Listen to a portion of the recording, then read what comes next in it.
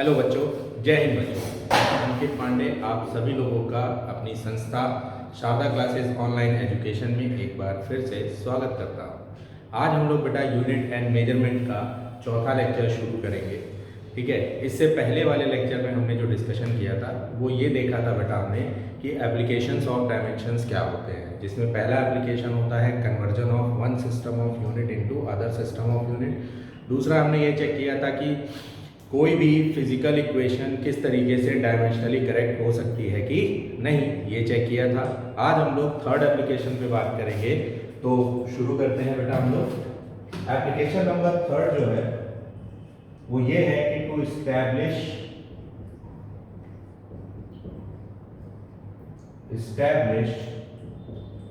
Relation between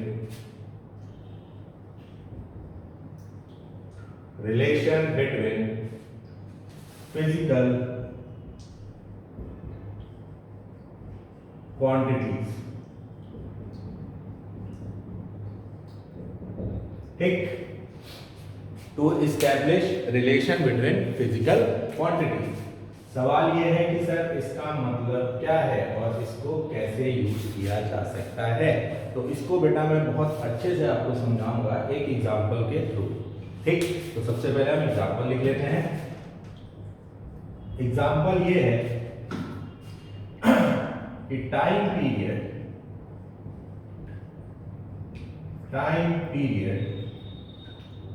capital T of simple pendulum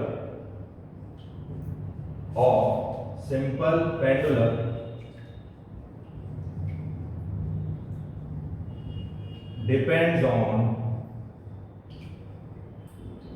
length L of string and acceleration due to gravity small g, then find relation between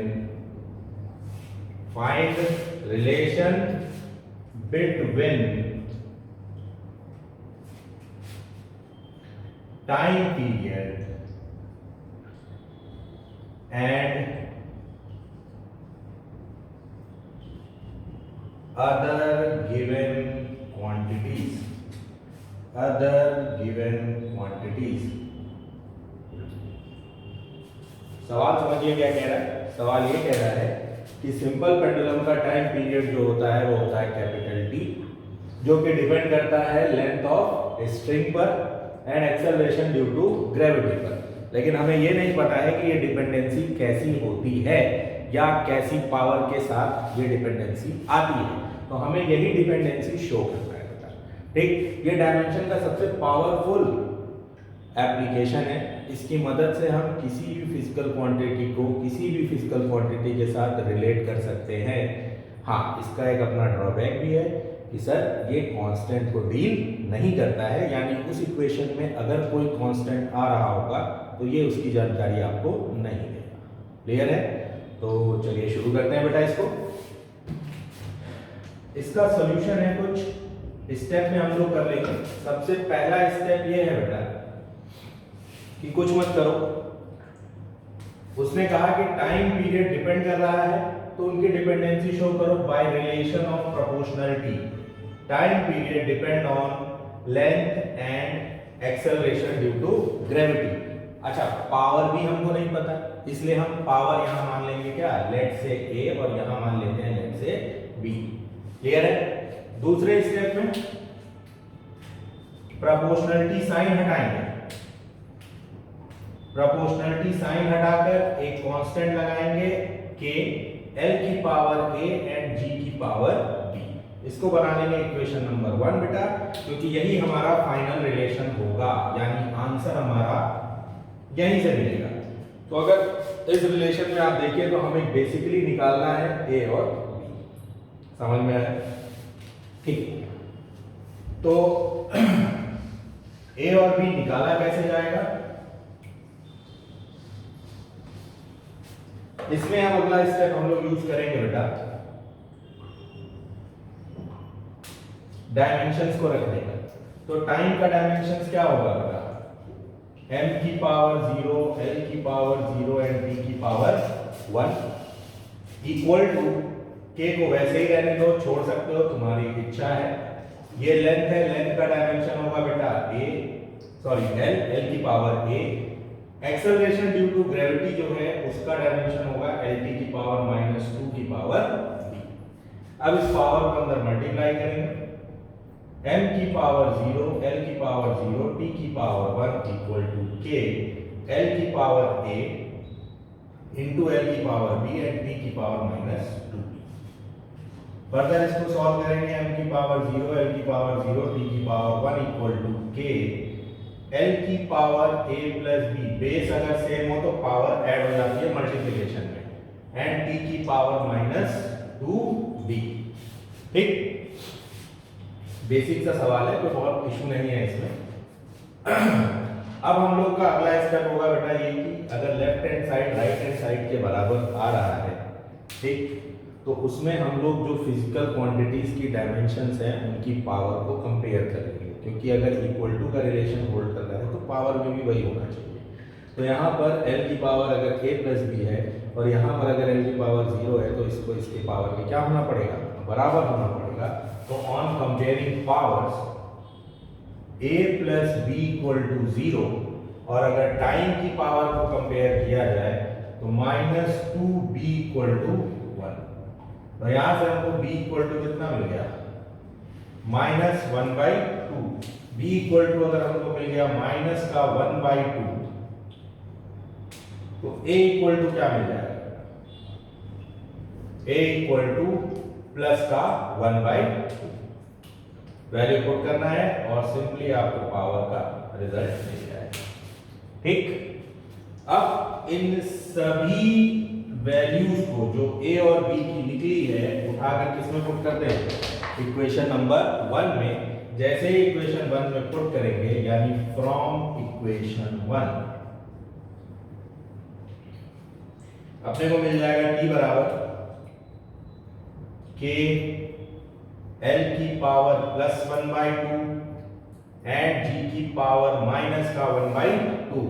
तो अगर मैं इसको एक साथ रखना चाहूं तो आपको वही स्टैंडर्ड रिजल्ट मिलेगा जो आप लोग कभी कभी देखते हैं, और वो है t equal to k times root में l/g। ठीक, ये आता है मेरा टाइम पीरियड का dependency on length of string and acceleration due to gravity पर। ठीक है, यहाँ पर जो k की वैल्यू है वो मैथमेटिकली जब हम डेरिवेशन करते हैं तो k की वैल्यू 2 पाई के बराबर आती है, यानी time period of simple pendulum आता है 2 पाई रूट में l/g। यहाँ पर g बेसिकली g इफेक्टिव होता है क्योंकि एक्सेलरेशन ड्यू टू ग्रेविटी बदलता रहता है।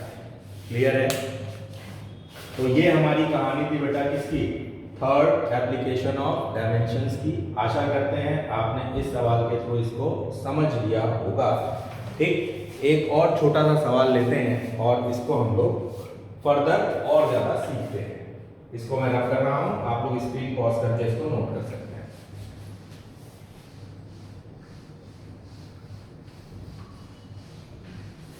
एक और छोटा सा सवाल पकड़ते हैं, देखते हैं। सवाल है कि फोर्स F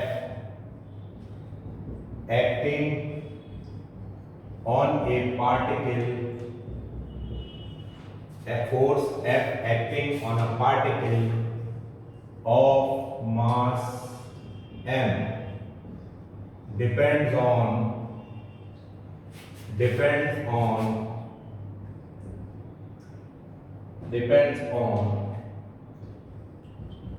acceleration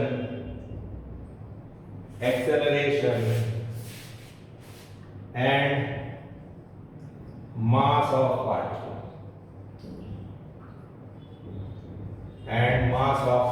यहाँ acceleration a लिया जाता है, mass of particle, find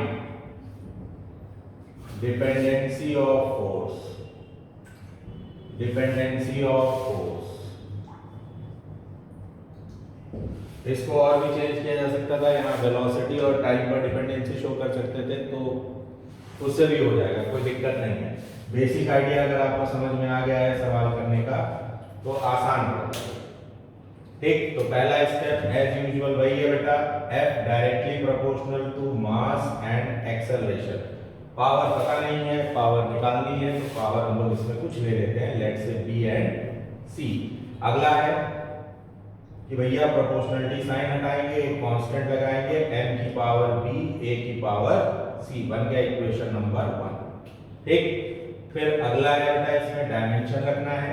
force का डायमेंशन होता है mlt पावर -2, k वैसे ही रहेगा, यहाँ मास की पावर b हो गया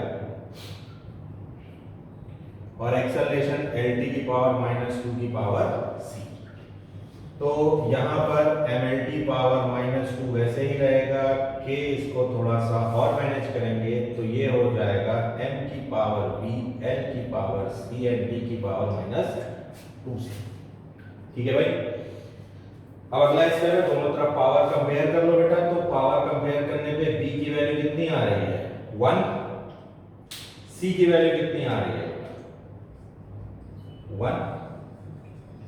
ठीक, b और c की वैल्यू 1 आ गई है, तो इक्वेशन 1 में फ्रॉम इक्वेशन 1 अगर मैं वैल्यू पुट करूं तो f इक्वल टू क्या हो जाएगा, k m की पावर 1 a की पावर 1, यानी आपका रिलेशन आ गया फोर्स बराबर m into a into constant, जहां कांस्टेंट k की वैल्यू 1 आती है, दैट इज f बराबर मास इंटू एक्सेलरेशन।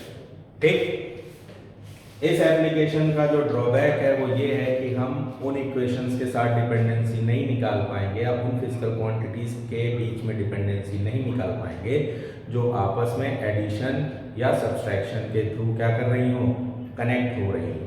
ठीक, हम यहाँ पर मल्टीप्लिकेशन और डिवीजन वाली हर फिजिकल क्वांटिटी का आपस में रिलेशन निकाल सकते हैं।